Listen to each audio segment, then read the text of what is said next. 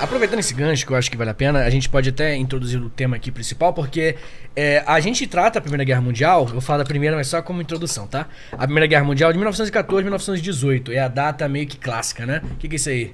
Que é Eles. Joga no peito do teu pai aqui. Hoje eu tô pelo caralho. Vai aí também? Vai? Não, valeu. É o que é isso aqui? Isso aí? Gelo. Que isso? Ih, rapaz, você Vai tá dar um vendo? shotzão e foda-se? Vira Pera aí, nada? pera aí. Aí, rapaz. Tamo louco, É nóis. velho. É pra virar tudo? Não, aqui é licor, vai tomando. Desculpa te interromper, eu só preciso fazer um disclaimer, que até a gente tinha combinado, que é o seguinte. Eu tinha falado agora há pouco da Segunda Guerra Mundial, que você tem a vertente operacional da história militar, que entra nas minúcias. Nós não somos dessa vertente. Tá. Eu mal me considero da história militar.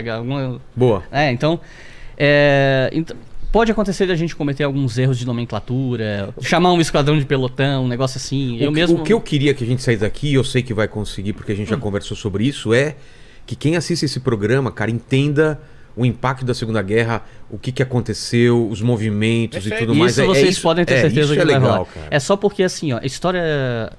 Na história, né, você tem o profissional da história e você tem o entusiasta. O entusiasta é aquele cara que ele até não é formado em história, mas ele é tão viciado tanto, assiste, que ele vê tudo que ele pode, Aí lê ele tudo que sabe ele qual pode. é a arma que foi utilizada. Fala, peraí, essa arma não foi utilizada. Foi o fã do super-herói também, que o cara sabe que na edição 34 o Homem-Aranha tava com uma... E a Segunda Guerra Mundial talvez seja, de todos os campos da história, o que tem mais entusiastas. Então tem muita gente... Porque tem mais coisas, Cara, né? tem muita gente, provavelmente gosta gente que tá assistindo isso e tá tipo assim, vamos ver as merdas que esses caras Só vão falar. pra pegar os erros. Que tipo, é aquele cara que ele vê um filme e ele fala tipo assim, não, mas peraí, essa batalha aconteceu em julho, mas essa arma que eles estão usando só foi usada a partir de novembro. É aquele cara que tipo assim, não, da onde já se viu um Sherman furar a blindagem de um Tiger, isso não existe, sabe? Aquele cara que... Quem ganharia uma luta? O Wolverine ou o Batman? É igualzinho fã de quadrinho, Eu tenho dois... Cara, ou o Shazam? Se eu for o Shazam da década de não sei quando, tá ligado? Eu tenho dois amigos... Eu tenho vários amigos assim, cara. Eu tenho dois amigos que eles passaram um dia inteiro, eles moravam juntos, eles passaram o dia inteiro discutindo se sabre de luz, se ele corta ou não adamantium.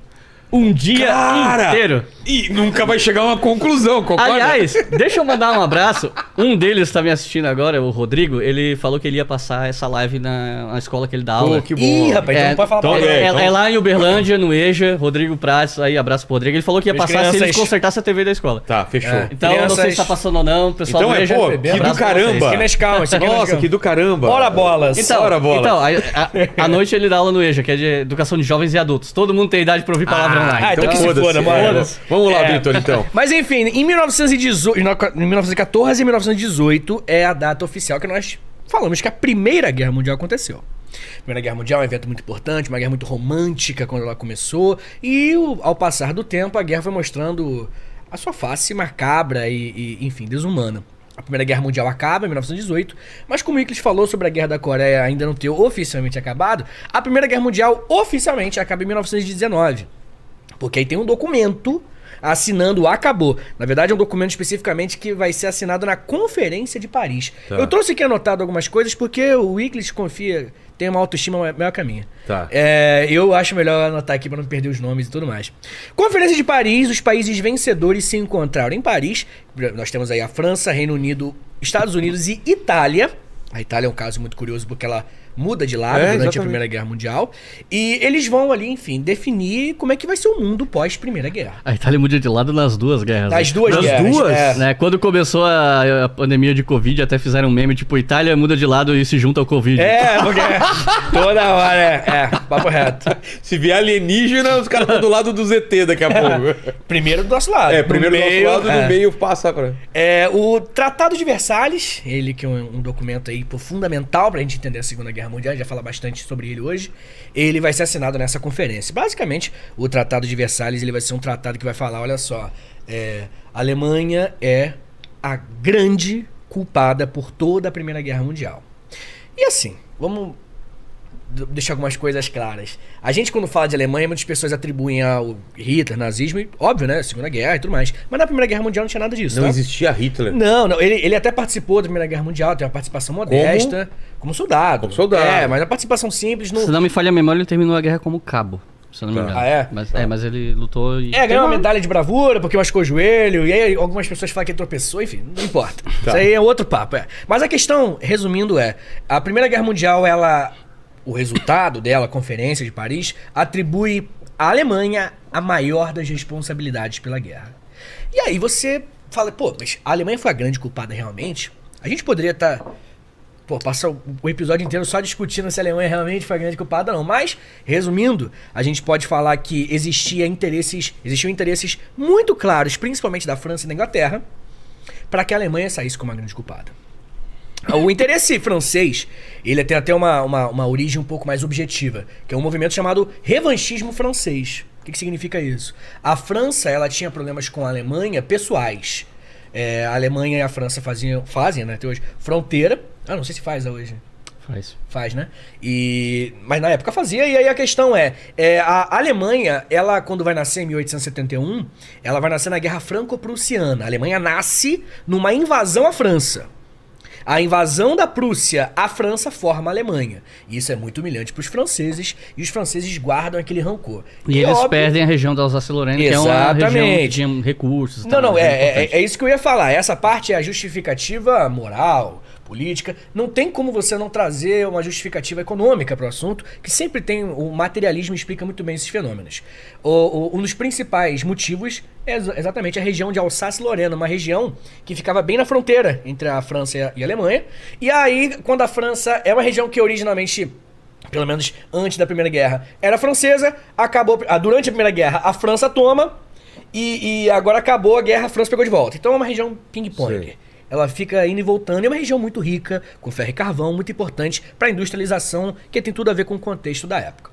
O que acontece? Se eu pudesse falar pra você quem foi o grande vencedor da Primeira Guerra Mundial, eu diria Estados Unidos da América. É mesmo? Porque os Estados Unidos, hoje a gente tá até com esse dilema com a China e tudo mais, mas não é absurdo você falar pra mim que, o maior país do mundo, ou do Ocidente, não é uma afirmação tão, né? Discutível, claro, mas na década de 80, 90, era bem possível falar Estados Unidos é o maior do mundo, né? Uma coisa meio que... E da onde que começou?